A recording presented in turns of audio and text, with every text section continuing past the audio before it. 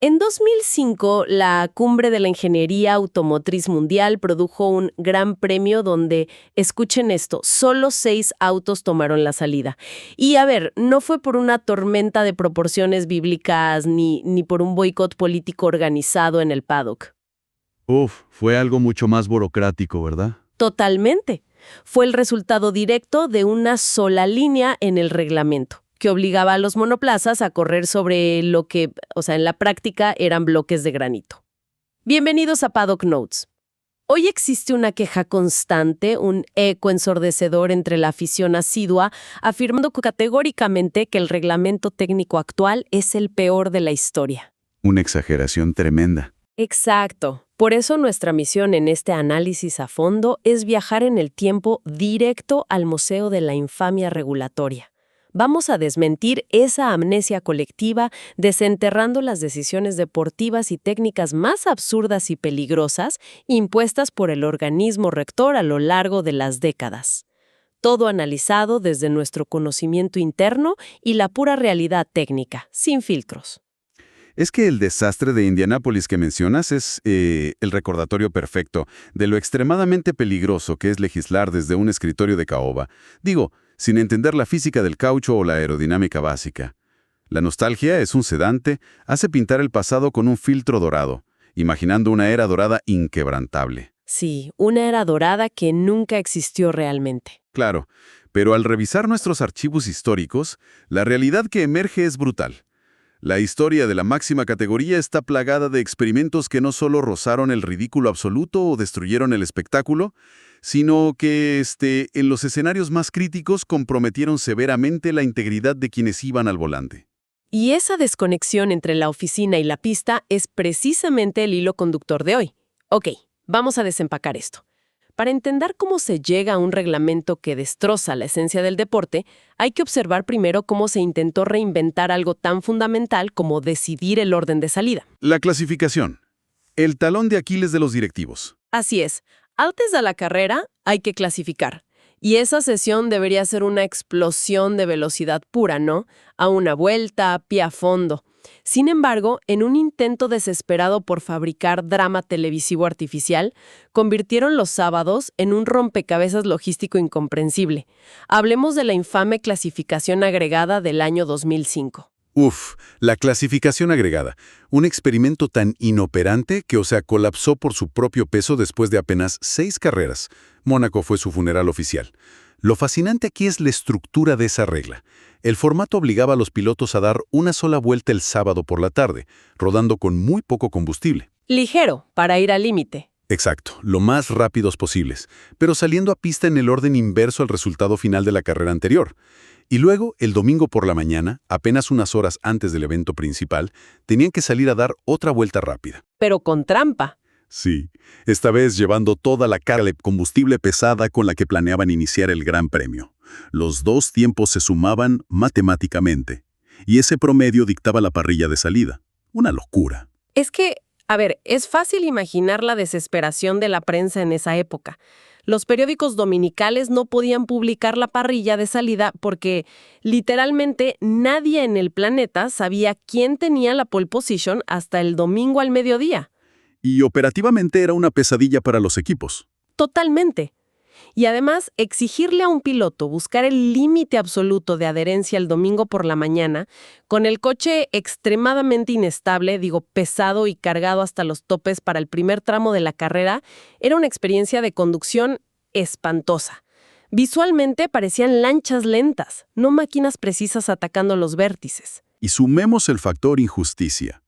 Al obligar a salir el sábado en orden inverso al resultado de la carrera anterior, la regla terminaba beneficiando desproporcionadamente a quienes ya dominaban y castigaba a quienes venían de sufrir un abandono por fallas mecánicas. Claro, porque encontraban la pista sucia sin goma depositada. Exacto. Salían a barrer la pista. Y cuando el organismo regulador intentó corregir este desastre, evolucionaron hacia una aberración aún más extraña entre 2006 y 2007. Me refiero a la clasificación con crédito de combustible. Ay, no.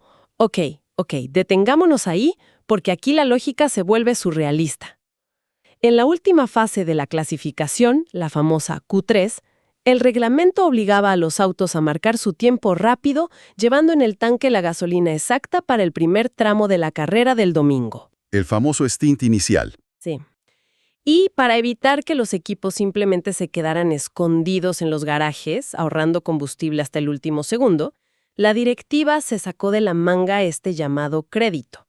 Básicamente la regla devolvía los kilos de combustible que el motor quemara dando vueltas de preparación antes del intento rápido. Lo cual desde el punto de vista de la optimización táctica fue un regalo absoluto para los ingenieros, pero resultó ser un suicidio visual para las tribunas. Un bostezo total. Sí. La matemática era simple. A ver, si el reglamento te devuelve la gasolina quemada en los primeros minutos de la sesión, la estrategia óptima es salir a la pista y rodar sin sentido durante 10 minutos en marchas altas. Paseando. Literalmente. Los espectadores veían a los monoplazas de élite paseando lentamente por el circuito, quemando litros y litros de combustible exclusivamente para vaciar el tanque. El objetivo era aligerar la masa total del chasis para el minuto final, marcar el mejor tiempo posible y luego reclamar ese combustible de regreso para usarlo en la parrilla del domingo. O sea, pagabas una entrada carísima para ver una procesión aburridísima de 10 minutos. Esta anomalía no se erradicó por completo hasta 2010, cuando por fin se prohibieron de tajo los repostajes en carrera. Eso obligó a clasificar con los autos vacíos y ligeros, sentando las bases del formato espectacular que tenemos hoy. Pero claro, el afán de intervenir siempre regresa. Es inevitable. En 2016 llegó la infame clasificación por eliminación en el Gran Premio de Australia. Una regla tan destructiva que duró exactamente una carrera. Era un formato donde, tras los primeros minutos de la sesión, el piloto más lento era eliminado automáticamente cada minuto y medio. 90 segundos. La teoría redactada en los despachos comerciales proyectaba, una sesión llena de pánico con 22 monoplazas rodando incesantemente al límite para escapar de la guillotina del reloj. Sonaba como una película de acción. En papel, tal vez.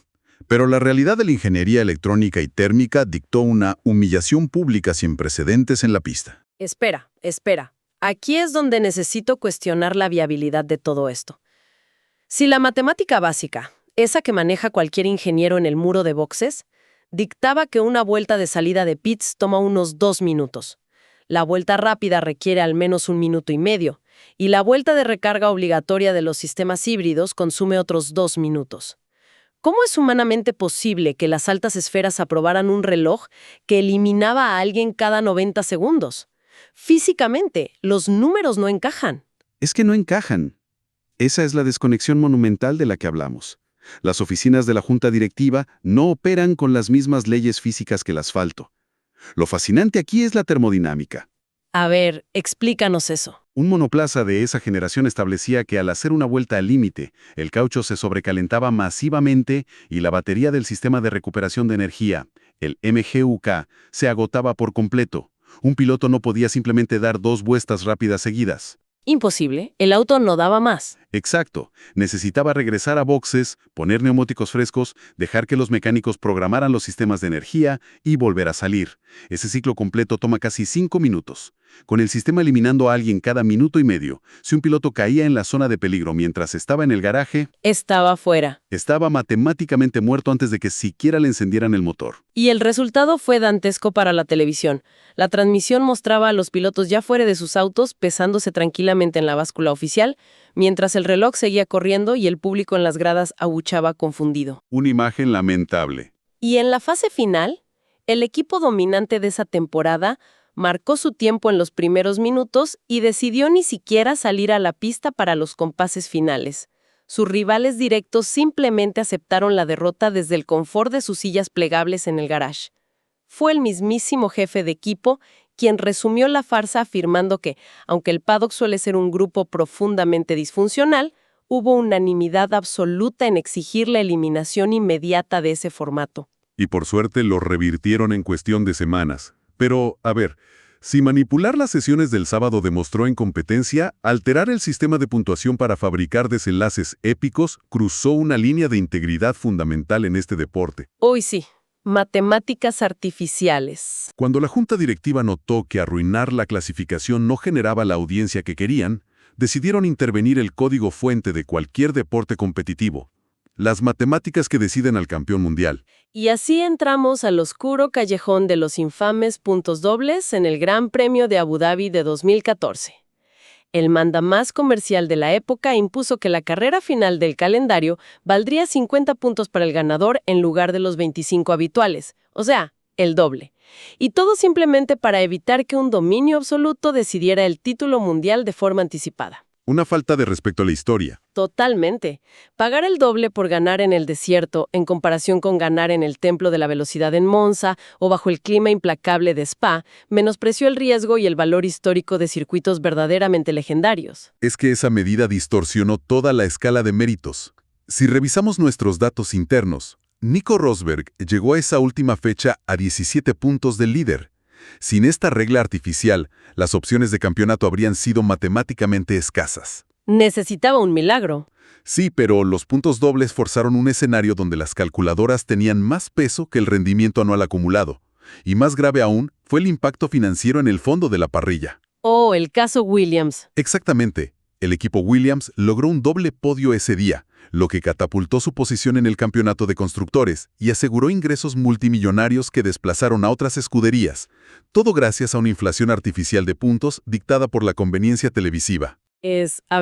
Para que la audiencia lo entienda, es el equivalente académico a reprobar 3 exámenes finales dificilísimos durante el semestre universitario, pero graduarse con honores de máxima excelencia porque la administración decide otorgar el triple de valor a un ensayo de 2 páginas entregado el último día de clases.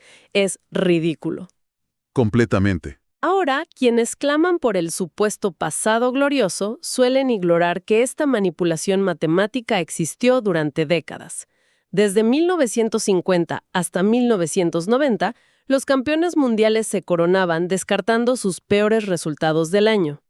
En la temporada de 1980, que tuvo 14 carreras, el reglamento estipulaba que solo sumarían los 5 mejores resultados de las primeras 7 pruebas y los 5 mejores de la segunda mitad. Pero te pregunto, ¿acaso no era esto un mal necesario porque en los años 70 y 80 la tecnología era tan frágil que los monoplazas explotaban o rompían la caja de cambios la mitad de los domingos? Bueno, ese es un argumento común. Y es innegable que la fiabilidad mecánica era un desastre monumental en esa era. Ver motores envueltos en humo blanco era parte de la rutina dominical, sí. Sin embargo, utilizar la fragilidad técnica para justificar la amputación de resultados altera profundamente el concepto de la excelencia en la ingeniería. Diseñar rápido es fácil. Diseñar resistente es lo difícil. Ahí está el punto. Diseñar un vehículo increíblemente rápido pero frágil es relativamente sencillo.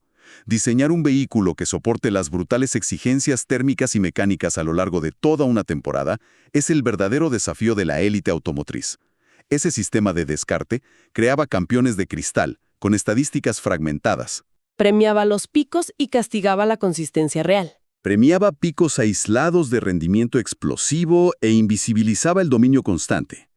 En un campeonato de resistencia tecnológica y humana a lo largo de un año, cada vuelta completada debería contar. Y punto. Y así como los monoplazas se rompían por debilidad estructural en el pasado, las regulaciones modernas comenzaron a destruir las carreras interviniendo en el único punto donde la brutalidad aerodinámica se conecta con el asfalto, el neumático. Aquí es donde se pone realmente interesante. En 2005, el organismo rector firmó una regla que obligaba a los equipos a completar toda la clasificación, las vueltas de formación y la totalidad de la carrera dominical con un solo juego de neumáticos para asfalto seco. Una monstruosidad termodinámica. Exigirle a un compuesto químico y estructural que ofrezca adherencia máxima durante una vuelta de clasificación, soportando cargas laterales de múltiples fuerzas G sin deshacerse. Y luego ordenarle a esa misma carcasa ya fatigada térmicamente que resista 600 kilómetros de carrera. Es un despropósito absoluto. La reacción física de los proveedores de caucho fue lógica. Para evitar explosiones masivas en pista por desgaste, fabricaron neumáticos increíblemente duros y rígidos. Piedras. Corrían sobre piedras. Exacto. Se erradicó por completo la brillantez del desgaste estratégico y se obligó a los pilotos a manejar a la defensiva, cuidando la superficie de la rueda desde la primera maldita vuelta del sábado. Y al leer la opinión de mucha gente hoy en día, se encuentra frecuentemente la afirmación de que el 2005 fue una de las mejores épocas del automovilismo puro. O sea, se ignora convenientemente que los pilotos pasaban los fines de semana rodando sobre caucho sin agarre, lo que culminó en el vergonzoso Gran Premio de Estados Unidos. El día más negro en Indianápolis. Sí, en Indianápolis, el peralte de la curva 13 imponía unas fuerzas destructivas salvajes sobre la pared lateral del neumático. Uno de los dos proveedores de la parrilla no pudo garantizar la integridad estructural de su producto bajo esas reglas, de larga duración. Las autoridades se negaron en rotundo a modificar la pista añadiendo una chicane temporal, priorizando la rigidez de su reglamento por encima del espectáculo o la seguridad. El resultado fue esa imagen desoladora de solo 6 monoplazas arrancando la carrera, lo que casi aniquila la viabilidad comercial del deporte en toda Norteamérica. El daño reputacional fue inmenso. La regla se revirtió al año siguiente, claro. Pero el hostigamiento regulatorio hacia la adherencia mecánica comenzó mucho antes. Si revisamos de 1998 hasta 2008, la directiva impuso el uso de neumáticos estriados. Los famosos surcos. Forzaron a los monoplazas a abandonar las gomas lisas para implementar neumáticos con 4 profundos surcos longitudinales en la banda de rodadura, reduciendo artificialmente la superficie de contacto con el pavimento. O sea, a mí me cuesta muchísimo entender la lógica aquí. Si el objetivo declarado de la junta directiva era reducir la velocidad de paso por curva por motivos de seguridad, ¿por qué no simplemente ordenar una reducción en el tamaño de los alerones para quitar carga aerodinámica?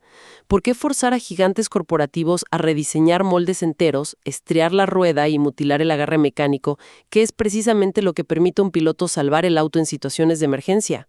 La respuesta expone las tensiones ocultas entre la aerodinámica pura y los costos de producción. A ver, reducir el ancho de la rueda entera habría disminuido la resistencia al avance frontal, el drag.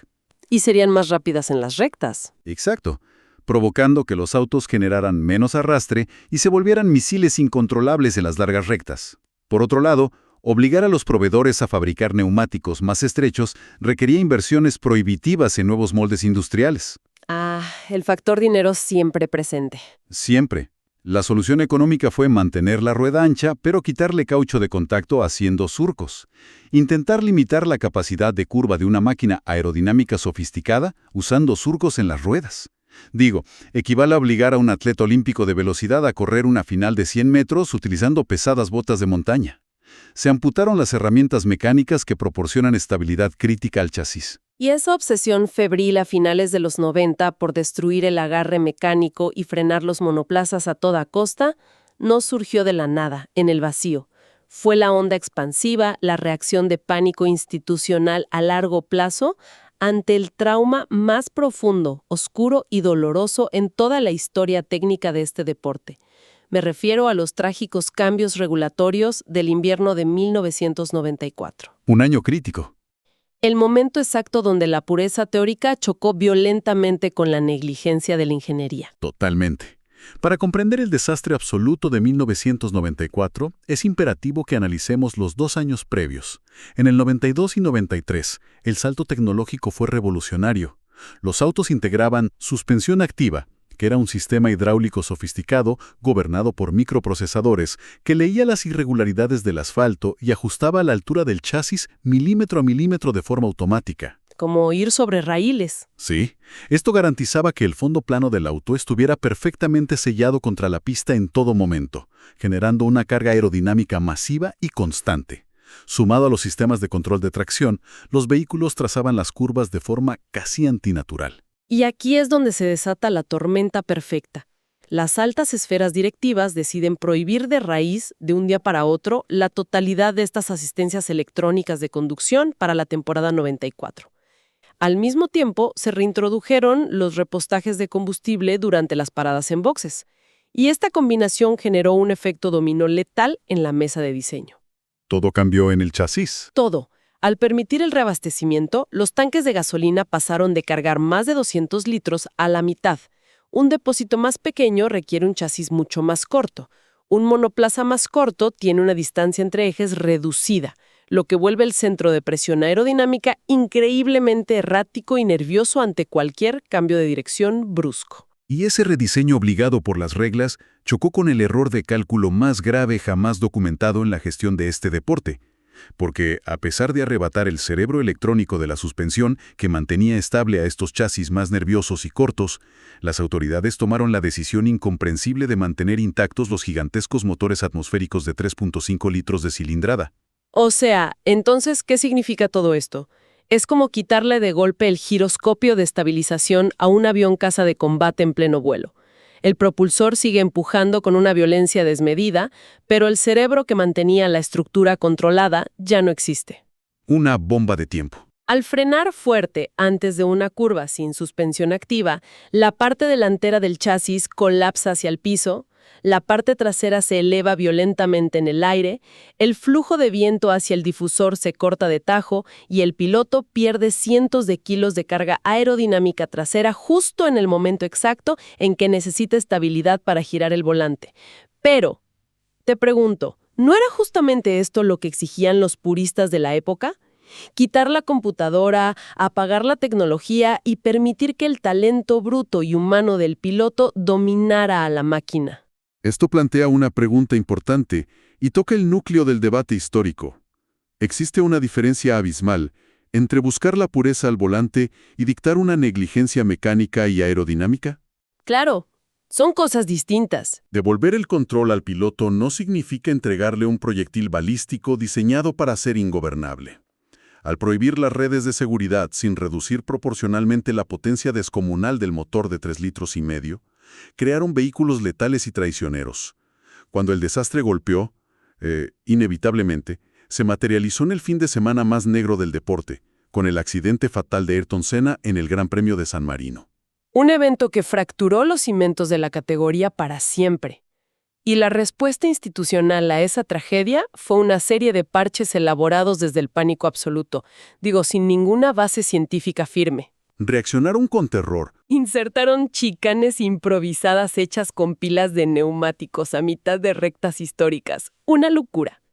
Ordenaron a los equipos abrir agujeros enormes y antiestéticos en las cubiertas de los motores, para reducir artificialmente la presión de admisión del flujo de aire y así ahogar la potencia bruta de los propulsores.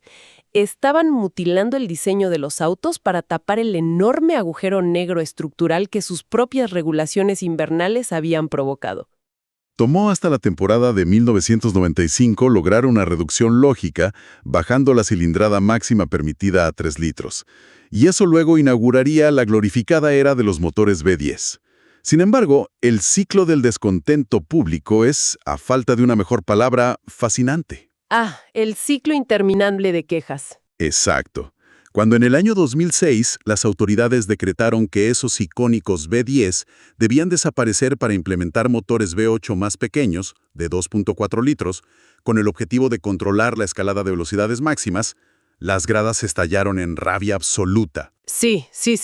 Es que el mismo clamor público que hoy idealiza profundamente esa época, en aquel 2006 declaraba a los cuatro vientos, y cito, «Han asesinado a la categoría reina. Estos motores V8 suelan a cortadoras de césped glorificadas.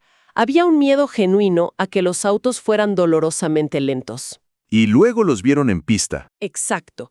Los vieron en la primera carrera, destrozando cronómetros en las curvas, gracias al brutal desarrollo aerodinámico de esa generación, y la queja se esfumó en el aire mágicamente. Lo que demuestra con absoluta claridad que nunca en la extensa historia de la ingeniería de competición ha existido un reglamento técnico nuevo que logre la aprobación unánime en el momento de su publicación. Ese es el gran aprendizaje de esta disección histórica en nuestros archivos. Las esferas de poder siempre han sentido la urgencia de reparar sistemas que funcionaban perfectamente bien o han elegido las herramientas más peligrosas para arreglar lo que realmente estaba roto. La historia se repite. Sí, el filtro de la nostalgia borra convenientemente las regulaciones espantosas que diezmaron el espectáculo visual, provocaron el bochorno comercial de Indianápolis 2005, regalaron clasificaciones de garajes inactivos o, lo más trágico, apostaron vidas humanas en la pista por pura ceguera matemática. Entonces, si la tendencia histórica nos demuestra que cada cambio reglamentario masivo provoca declaraciones prematuras anunciando el fin y la muerte del deporte solo para ser retractada años más tarde, queda una reflexión provocadora flotando en el ambiente para quienes nos escuchan hoy. Especialmente con lo que se viene. Exactamente. Con una revolución técnica programada para 2026 que va a introducir una repartición de energía radicalmente diferente y aerodinámica activa móvil en el chasis, yo estoy convencida de que las quejas volverán a ser ensordecedoras. Estoy seguro de que sí. Pero cabe preguntarse, ¿es estadísticamente probable que dentro de 20 años, en el 2046, los seguidores del futuro analicen los archivos, miren hacia atrás y defiendan a capa y espada que el reglamento actual, este mismo que hoy es masacrado incansablemente por la crítica diaria, fue en realidad la última gran era dorada del rendimiento automotriz puro? Es muy probable. Es un ejercicio intelectual fascinante para aplicar frente a nuestras propias nostalgias la próxima vez que los semáforos se apaguen, porque sin importar cuán inoperante o peligroso sea el texto escrito en las oficinas regulatorias, la genialidad colectiva de la ingeniería aplicada siempre, pero inevitablemente siempre, encontrará la forma de desafiar la física y recuperar la velocidad.